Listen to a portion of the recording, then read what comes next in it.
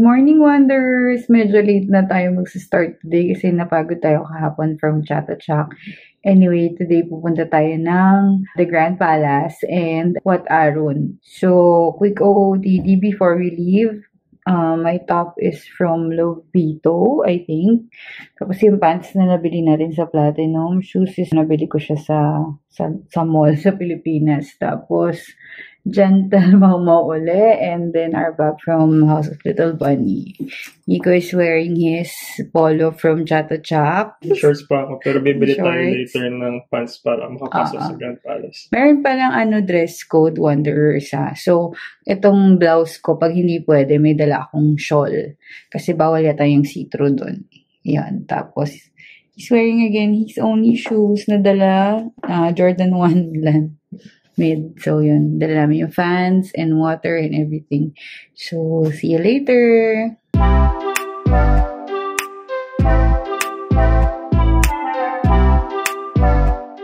Okay, Wonders! Mag-BTS tayo from Buenawiti Station going to Siam. And then from Siam, transfer lang to sa Pantaksim. Yeah. Tapos doon na tayo mag-river boat papunta sa Grand Palace. Dito na tayo sa Saturn Pier. Buboat tayo papuntang Grand Palace. Dito raw pala sa kabila yung papuntang Grand Palace. Walking distance lang naman.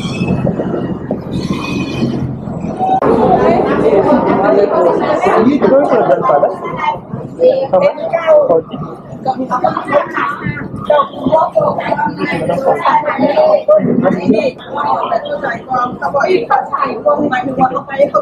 This one? Thank you. Dito tayo sa Saturn. Tapos, pupunta tayo ng Tachang M9.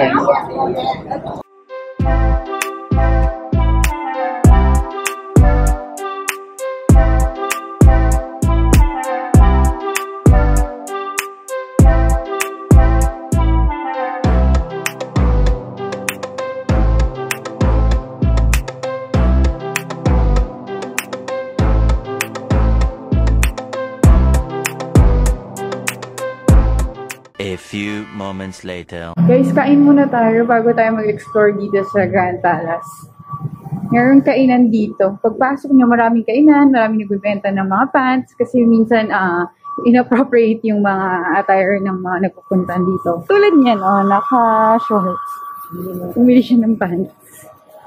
So, tingin tayo ng food dito. Wala siyang maliit na food court, ganun. Ito na yung food namin. Bali brunch na siya. Sa akin, crispy pork with basil. Tapos may egg. 70 baht siya. Medyo naman, minced pork with egg. 60 baht. Tapos may milk tea kami. Thai milk tea. 35 each. Meron din kaming shrimp dumpling. 60 baht for 5 pieces. And then, meron din kaming grilled pork skewer. 15 baht naman siya each. So, 30 ang dala. A few minutes later. Tawid na tayo papunta ng Grand Palace. Ang init, grabe guys. Sobrang araw. Ngayon ko, wish na sana umulan. Ayoko kasi na umulan mga guys. Pero sana umulimlim na ako ng konti. Grabe. Gusto ko lang magpasalamat sa Lazada. Dahil ito ang aming lifesaver. Meron tayong hangin. Yeah. Ito mahangin naman no? Mainit lang talaga. Mainit lang. Tirik kasi yung araw. Sabi nga sa akin ng babaeng sa Chatuchak, welcome to Thailand. It's always hot. Kala mo naman sa Philippines hindi hot. It's always hot here. Ingat pala kayo sa mga scam dito sa may Grand Palace. Usually pag pumupunta dito ng maaga, tapos maraming tao, sinasabi nila sarado yung Grand Palace, tapos dadalhin kayo sa floating market na lang instead. So scam yun, ingat kayo sa ganun. Na-experience mo yun, di ba? Na-experience ko yung first time. Technically bukas naman talaga yung Grand Palace. Ito na pala yung pants niya, oh. Suot na niya. Suot ko na. Ganda sa kanya. Ang ganda sa'yo pala ng mga loose fitting na, So, pwede na akong pumasok ng Grand Palace. Ako naman may dala akong shawl, just in case na lang ako nila atin. Bibili pa naman tayo ng ticket. I think 500 baht yung admission. So doon tayo sa may ticket office muna. Wonders, pipili muna tayo ng ticket. I think it's 500 baht. That's good. Mahigpit pala sila dito, Wonders. Kasi sa pagpasok pa lang, i-check nila yung damit mo. Gamit, saka yung damit. So kung inappropriate yung attire mo, hindi ka na papapasukin. Tapos sa entrance nila may binibento sila mga pants, mga shirts. So, nagdala tayo ng shawl na nabili natin sa Chatachang. Pwede naman siya. Pwede naman. Kasi hindi rin naman siya naka-sleeveless. Sobrang laki itong complex na to eh. Nung pumunta kami last time. So tignan natin kung ano yung pupuntahan natin. Pasok na tayo dito sa loob. So pagpasok mo, ito yung makikita mo. Parang may murals din sa wall. I think that depicts yung history ng Grand Palace. May free tour pala dito ng 10, 10:30, 1:30, saka 2 p.m. So hindi na natin inaabot.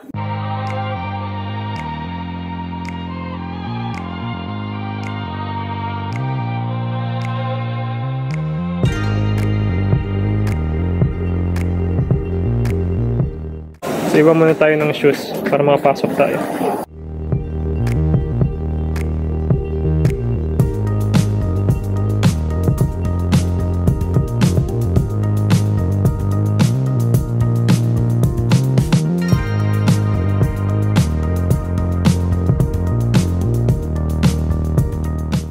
Madali na siya.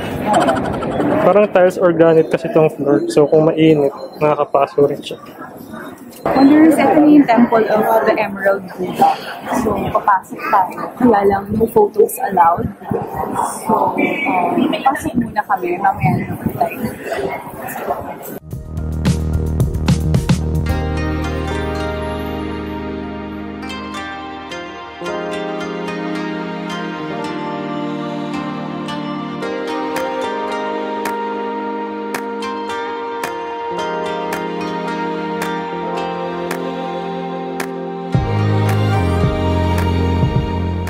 Wonders, nag-ikot muna si Nico. Sobrang init. Umupo muna tayo dito sa parang stairs nila.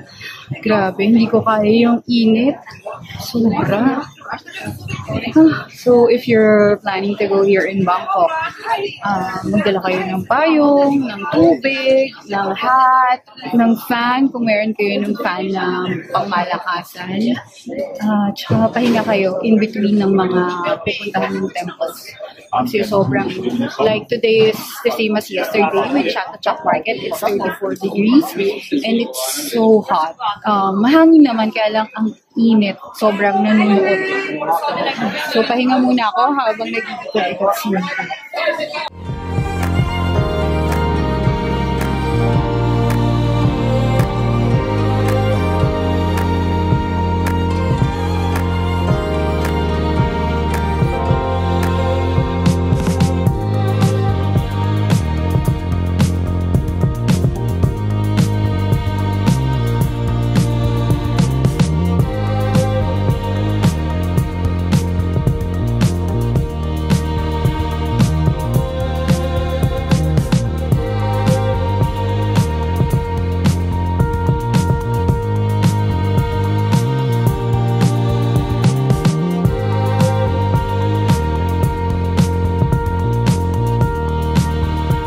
Tapos na kami sa may Grand Palace. Punta naman kami sa Wat Arun.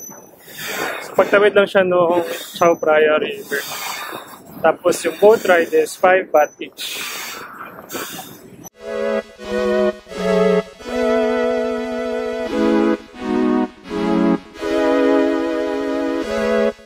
₱200 per person. Tapos may libreng water.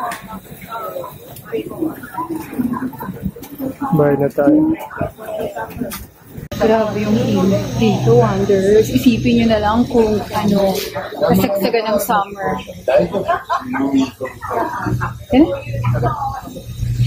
Alas 4 na, Wonders. Grabe pa rin yung tirik ng araw.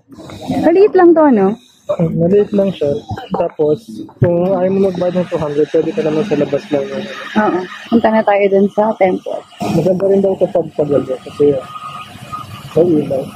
Oh. So parang na-highlight yung colors ng temple. Ay, ang ganda.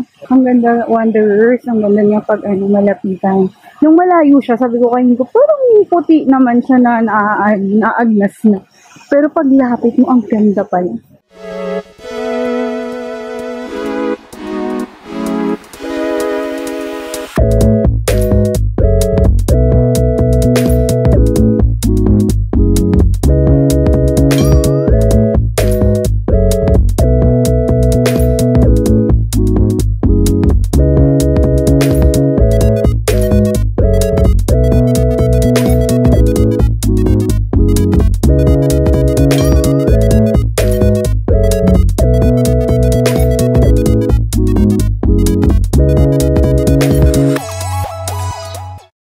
May mga stairs siya paakyat.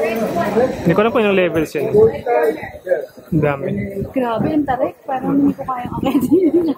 Itong stairs na to, sa pinakataas may elephant. Tapos may emerald Buddha rin yun. Nakaya tayo siguro some levels yan. Hindi masikip yung daanan dito.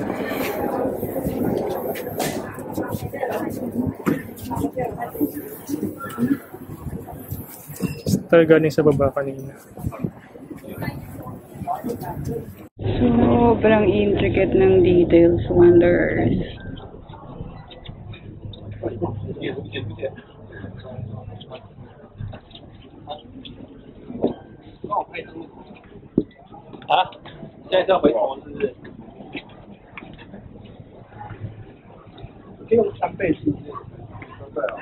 Ito naman yung leading to the elephant and emerald Buddha. Kailan bawal siya akit? So hanggang dito lang. Siguro for safety purposes na rin.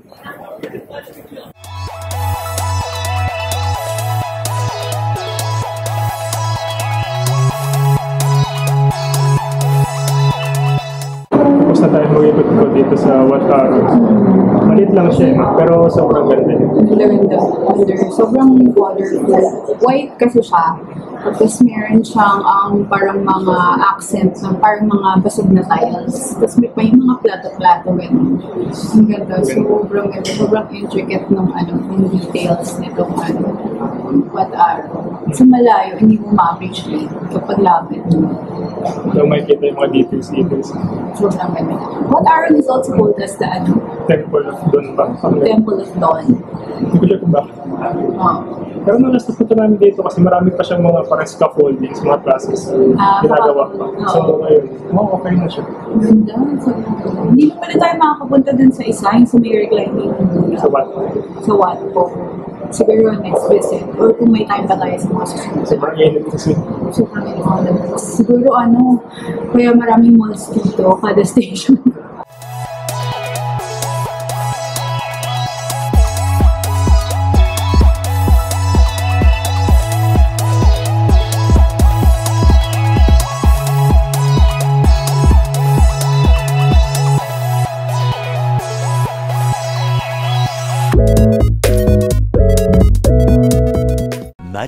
Much later. So Wanderers, nag-decide na lang kaming umuwi dito sa hotel ng maaga dahil sobrang init at saka nakakapagod kanina. At saka maaga rin tayo tomorrow kasi pupunta tayo sa Elephant Sanctuary. So malapit lang din siya dito sa Bangkok area. Yeah. Papaligo tayo ng elephants. And for dinner, dapat kakain kami sa labas. Kaya lang, dahil pagod na nga, nag-grab na lang tayo sa KFC. In fairness ang laki nang na-discount namin dito. From 300 plus, naging 100 plus na lang siya. Ang galing. Parang ang generous ng Grab dito. And that's it for today's video. Thank you guys for watching. At kung nag-enjoy kayo, please do subscribe to our channel. give us a thumbs up. And hit that bell for more of our adventures. And misadventures as we discover. And Wander Bangkok. Good night.